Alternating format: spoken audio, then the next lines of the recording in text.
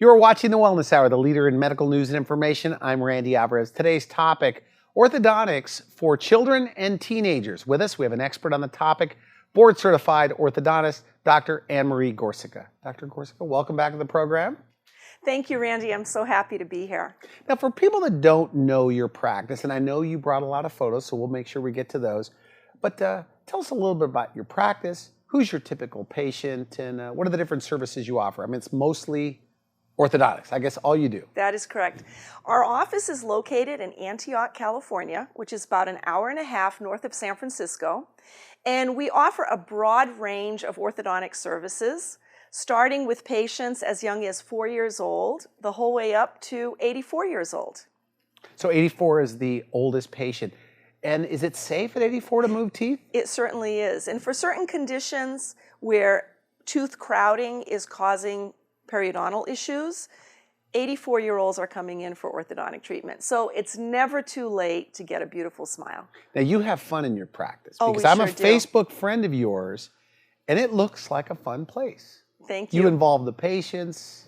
Well, we try to make each day fun, and we have three goals at Gorczyca Orthodontics. One is clinical excellence, the second is outstanding customer service, and the third is a great patient experience. And we work hard to make our patients have a good time and feel good about their orthodontic treatment and look forward to coming back for their next appointment. Great. Now, on this program today, is your hope that parents will see this and this will let them know their options? Or let them know the importance of having straight teeth growing up? Well, my goal today is for parents to know that the American Association of Orthodontists and all orthodontists recommend that every child receive an orthodontic evaluation by age 7. Okay. Many orthodontic issues are already apparent at age 7. Let me give you an example. This first patient, who is 7 years old, has an anterior crossbite and a posterior crossbite. You can see that when she bites on the left side, her upper teeth are inside the lower teeth. And that is shifting her jaw to the side. She has a functional shift from her upper jaw being too narrow. That can be corrected easily with orthodontic treatment using some upper arch expansion methods. And as you can see in her final result, her crossbites are gone, her midlines are aligned, she has a beautiful smile, but more importantly, her face is symmetrical.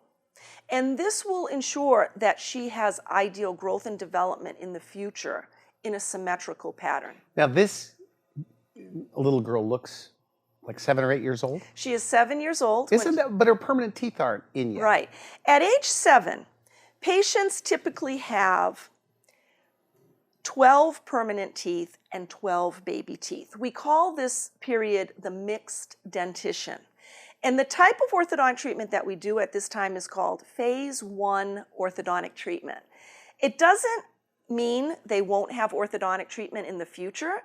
Basically, it is a treatment of severe problems, and it's like doing half of the treatment now in phase 1 and half of the treatment later in phase 2.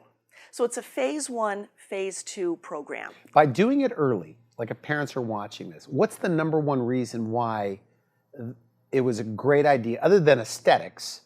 Why was it a great idea that this parent brought her in and you did this?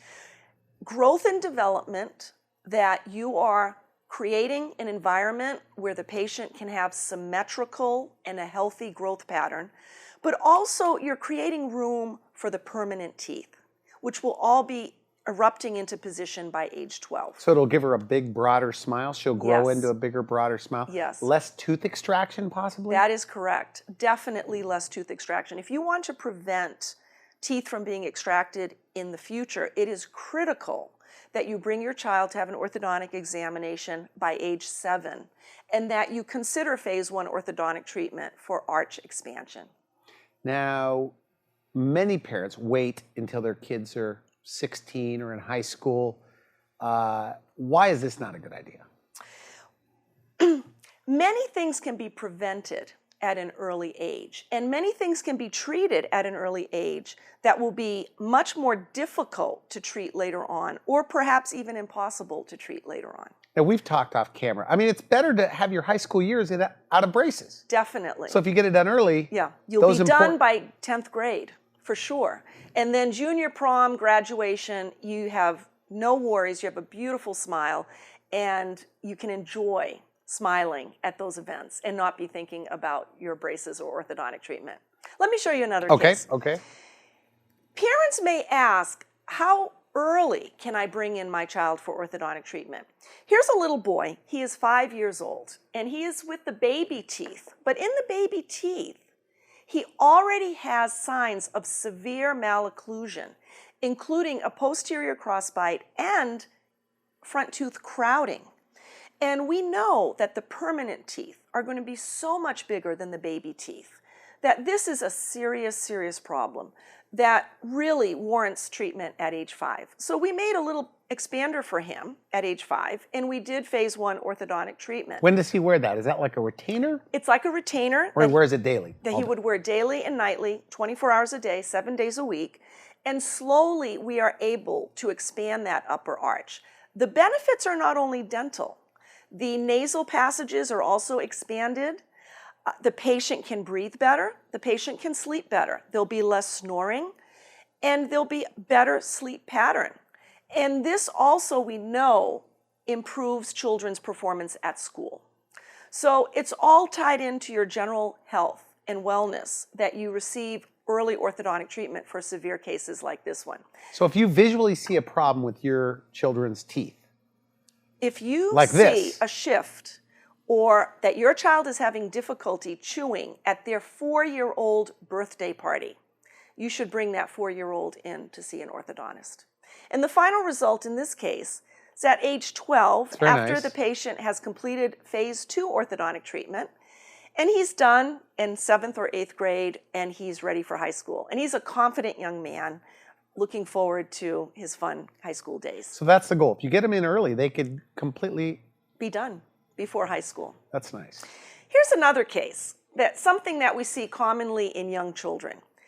This young girl is saying, all I want for Christmas are my 2 front teeth. And she only has 1 front tooth. And there are several reasons that could have occurred. The most common reason is losing a baby tooth too early. When a young child falls, hits their tooth on a counter, knocks out a baby tooth, what happens is the bone and tissue grows back over that permanent tooth before it's ready to come into the mouth. Mm-hmm. When it's time for that tooth to come in, sometimes it becomes too difficult for that tooth to cut its way through the gum. And teeth like this need a little help. They need a little releasing incision made by either their pediatric dentist, periodontist, or general dentist to allow that tooth to come into position. That's the most common cause. Another common cause is an extra tooth. And an extra tooth between the 2 front teeth is called a mesiodens. It's very common in the Hispanic population and also in the Indian population of patients from India. That's where you have like 2 teeth, you have an extra tooth right like behind? in the middle, right in the middle of your 2 front teeth. It's called a mesiodens, a tooth in the middle. And that tooth needs to be removed. Often the front teeth may need a little help being pulled into position for a healthy smile in phase 1 orthodontic treatment in children 7 to 9 years old. So that's her after. Yes, and that is phase 1 orthodontic treatment. The after result shows 12 permanent teeth and 12 baby teeth. And she's lost a few baby teeth there, so maybe 8 baby teeth. And we will now be waiting until she's 11 and a half to lose those baby teeth so we can start phase 2 orthodontic treatment at that time. What is the hardest thing or hardest message to get across to parents about early treatment? The hardest message is, and we're going to get to this, Randy, that you may not see or recognize a severe problem, such as a crossbite. An orthodontist is going to look at every tooth in the mouth and look at the closing pattern to see if some growth and development abnormalities exist that need to be corrected. So orthodontics is not just about tooth alignment. It's also about the proper positioning and relationship of the upper jaw to the lower jaw. What about the pediatric dentist? What is their role here? And what if the pediatric dentist said you're fine? Should you, what are your thoughts? And what are your recommendations to parents? Orthodontists are vastly experienced at orthodontic treatment. So the only way you're going to get all the information that is out there for a thorough diagnosis and treatment plan of all orthodontic concerns is with an orthodontist. All right. Okay, now you have more photos. Okay, another common problem in young children is thumb sucking. And thumb sucking beyond age 6, when the permanent teeth are coming into position, can cause serious problems. In this situation, we have an open bite. And one of the... So thumb sucking just pushes the upper and the lower out? It prevents the teeth from coming into position. And they flare out? They flare out and they stay open because you have a barrier for tooth eruption. And the tooth cannot come into the position that it was meant to come into. Another side effect of open bite from finger sucking or thumb sucking is a tongue thrust. And with an open bite, there is a tongue thrust because I can give you this exercise. Randy, if you take your 2 fingers and put them between your teeth. Yeah. And try to swallow. You can't. It's hard. You have to push your tongue forward. You cannot swallow without creating a seal of your lips over your teeth. And often children create the seal with their tongue, which exacerbates the problem. So it starts with thumb sucking, and then their tongue adds to the problem and pushes the teeth. That's correct. Interesting. But once the habit appliance is placed, once the teeth are corrected and they're in the right position, the tongue thrust should go away. Now, let's look at a case after phase 1 orthodontic treatment. Here's a typical case of a girl. She's 11 years old, and all her permanent teeth have come in. And you can see that her front teeth are perfectly straight, but other teeth have come in on the side that are a little bit crooked. And this is the typical presentation of someone who is getting ready to do phase 2 orthodontic treatment. Okay. What's important here is that this now is a very easy case to treat in a relatively short period of time. So the investment that you have made in your phase 1 orthodontic treatment is rewarded in your phase 2 orthodontic treatment, that now you basically have an alignment scenario where you'll be aligning teeth quickly and you'll finish your treatment quickly and be done with your orthodontic treatment in a reasonable period of time. Now, for people just tuning in, we're talking about phase 1 is when your child is about 7 years old. And if you do that early, are they out of braces faster when they're, 11 years old, 12 years old? Yes. When you do a phase 1, phase 2 orthodontic treatment, the phase 2 treatment, which typically starts at age 11, 12, or 13, is much simpler and more efficiently done because the teeth are relatively straight. The major things have been corrected, and now we are straightening and aligning the teeth. Okay. Now, in contrast to phase 1, phase 2 orthodontic treatment, we have comprehensive orthodontic treatment at age 13. And when you do comprehensive treatment, you start with a more severe initial malocclusion. So here we have a crossbite on the right and the left, but the crossbite has also created crowding of the permanent teeth coming into position. So this beautiful young lady had upper arch expansion, and you can see the broadening of that upper arch from the beginning to the end, and how that has broadened her smile and given her more tooth showing and eliminated the black quarters in her smile in the side. Another common problem is tooth spacing. And this is often caused by thick gums and an attachment between the 2 front teeth called a frenum. That frenum is a thick piece of tissue which pushes the teeth apart and it spaces the teeth. If you look at that upper arch, you can see that thick frenum. So in a case like this, the orthodontist will close the space, but after the space is closed, a periodontist will need to remove that tissue and do a little bit of gingival recontouring. So the gum in between those, in between the gap on the teeth, has to be taken care of to give you a beautiful smile and show the amount of tooth that you would like to show in that final result to have a gorgeous smile. So if you are a parent and your child, 8 years old, 9 years old, 7 years old, has a gap in between their two front teeth, it's not going to get any better. If Is that it's right? wider than 2 millimeters, which is not very wide, If you could see through it. if you can see it, chances are it will not close on its own. And if it's something that bothers you, bothers the Is child. that a phase 1 or phase 2? That Do could they be wait? phase 1 or it could be phase 2. It depends how the child feels about it. And ask the child, is that something that bothers you that you'd like treated now, or would you like to wait till you're 12? Would you prefer to do it earlier rather than later? I would always prefer to do it earlier because you have the gained satisfaction of having a beautiful smile for more years. Nice. And the children have more self-confidence at school. So here's another case. And this is the most typical orthodontic case. It is the overjet, overbite tooth protrusion case. And this case illustrates a deep bite where the two front teeth are missing each other in the vertical direction. The lower teeth are biting into the roof of the mouth. The teeth also stick out in the horizontal direction. And teeth should not be left like that because a good bite is more than 6 straight front permanent teeth. It is the correct bite, the correct meeting of the front teeth. We call this anterior tooth coupling for ideal occlusion. So in that final result, you see the overjet and the overbite is correct. Yeah. You can see the lower teeth, and the patient has good chewing pattern. They are able to chew well, and they also look gorgeous. Now, another typical bite is the underbite. And underbites are often caused by upper baby teeth being left in too long. The upper baby teeth are stuck in the bone and they don't come out. The permanent teeth come in behind them, and then it creates a long-term underbite.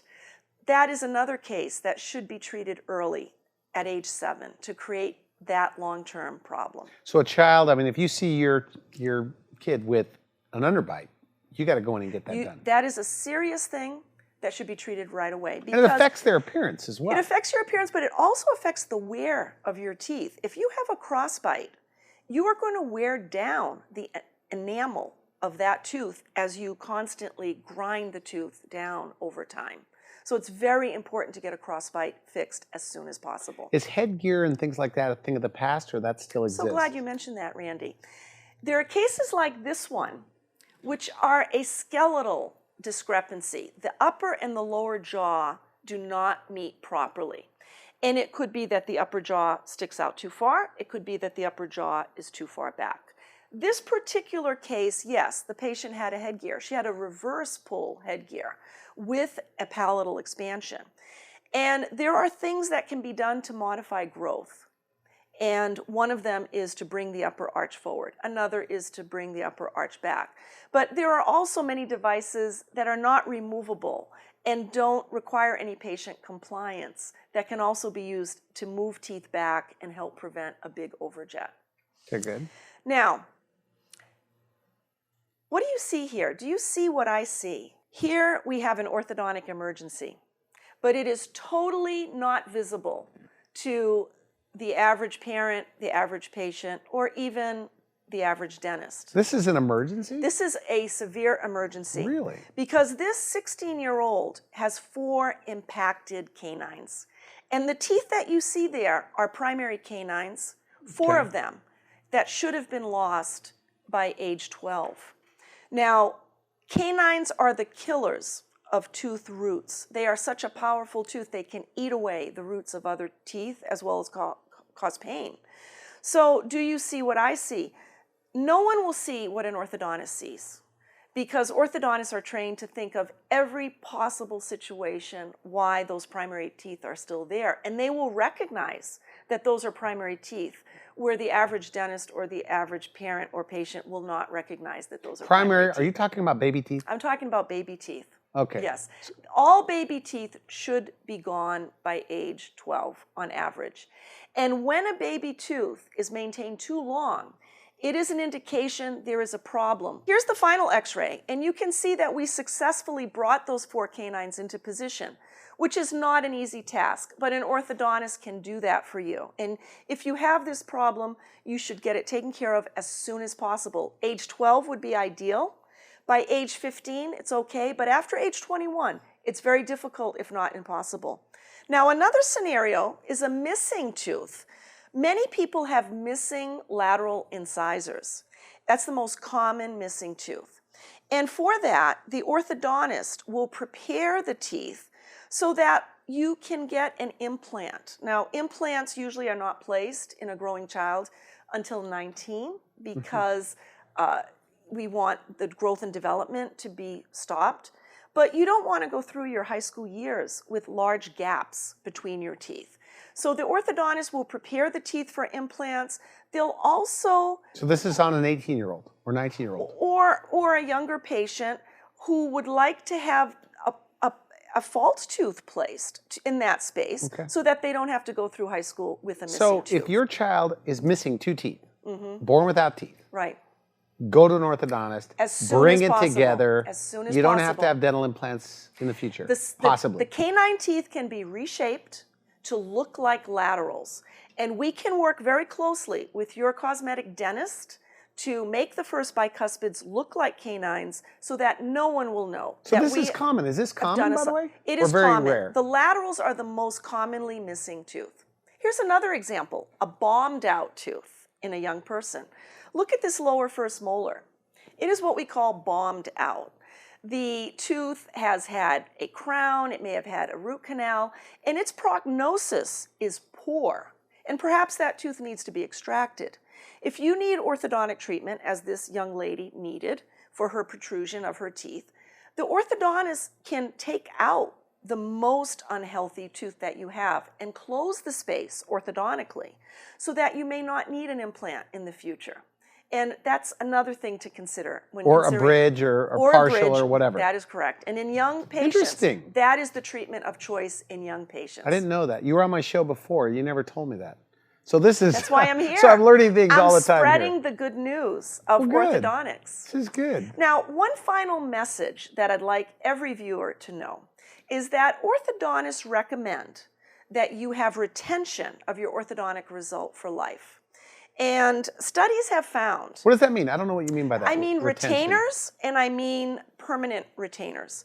And studies have shown that patients who maintain their retainer wear or have permanent retainers placed, a recent study just came out studying patients after 20 years who had permanent retainers, and 20 years later they had 0.06 millimeters of movement, which basically is imperceivable. So orthodontists are working very hard to make sure that your bite is maintained for life. And one of the ways we're doing that is by saying retainers for life, and come and see your orthodontist. So a permanent retainer. That is correct. It's non-removable. You see on that patient in the lower arch, a little tiny wire is in place. Is this fairly new, by the way? Because I had lower braces, and when I had them off, I was offered a temporary retainer, and then my teeth shifted again. Yeah. But I was never offered a permanent retainer. Permanent retainers are very popular. And in fact, we have been doing permanent retainers for years. Patients drive hours. You can't see them. You can't see them. The patients like them. The only side effect is flossing. You have to spend a little bit more time flossing. But it's a great retention device. So you love it. I love it, and I've been doing it for over 25 years. So one final message I'd like every viewer to know, and that is, what questions should you ask when you go to see your orthodontist, or choosing an orthodontist, or choosing your orthodontic care? One question to ask is, are you an orthodontist? If someone is doing crown bridges, veneers, they are not an orthodontist, and you should know that. For consumer awareness, you should know what an orthodontist is. The second thing you can ask is, are you a member of the American Association of Orthodontists? That is the organization of orthodontists. You can go online to www.mylifemysmile.org, and you can find an orthodontist in your area who is a member of the American Board of Orthodontics. The third question you can ask is, how many cases like mine have you treated? Your orthodontist should be able to show you before and after cases just like yours. And the final question I would ask is, how long have you been an orthodontist? Where did you get your training? Are you a graduate of a 2 or 3 year ADA accredited orthodontic residency program? Or are you not? Orthodontists are vastly experienced, and they will be able to handle all of your orthodontic needs. Some are visible, some are invisible. But it's important that they diagnose and treatment plan all of your orthodontic findings. So Randy, thank you for having me on the show and letting me share the message of good oral health. Always a pleasure. I mean, you always have a lot orthodontics. to say. And I think every time you're on the show, we all learn something. And that's what I'm here for, because I am an orthodontic evangelist, and I want every patient to get the quality orthodontic care that they deserve. And it doesn't cost more. That means with all things being equal, you might as well go to a specialist over somebody. That's Is that correct. your belief? Because orthodontists are vastly experienced. It's a perspective. It's a perspective. The orthodontic specialty has now been around for 100 years. 100 years ago, a dentist did all procedures. They did oral surgery, they did periodontal treatment, they did orthodontics. But then the specialists came along, and there are 9 specialties in dentistry. And a specialist has a different perspective. It's like, is the earth round? Yeah. Okay? If you're just going around your block, you might think the earth is flat, but the earth is round. Because scientists have proven that you can sail around the earth and you will come back. So are you implying that an orthodontist has such a broader view of what's possible? It's a very broad view, and we are passionate about our profession. We're very experienced, and it's hard to describe how complicated orthodontics is, but it is not easy. It is a scientific study, and it is an artistic study, and it requires manual skill. Okay. It doesn't matter what bracket you use, what system you use, whether you have custom-made brackets or manually placed brackets. The quality of the result, which is the final product, is dependent on the skill of the orthodontist. Great. And that's what patients are looking for. So I hope I've enlightened the public today about what questions to ask, what results to look for, and how to find an orthodontist at www.mylifemysmile.org. All right, I want to thank you for coming on the show. Always a pleasure. My pleasure, Thanks Randy. Again. You've been watching The Wellness Hour. I'm Randy Alvarez. For now, I wish you good health. Thanks for watching The Wellness Hour, the leader in medical news with your host, Randy Alvarez, the authority on health issues.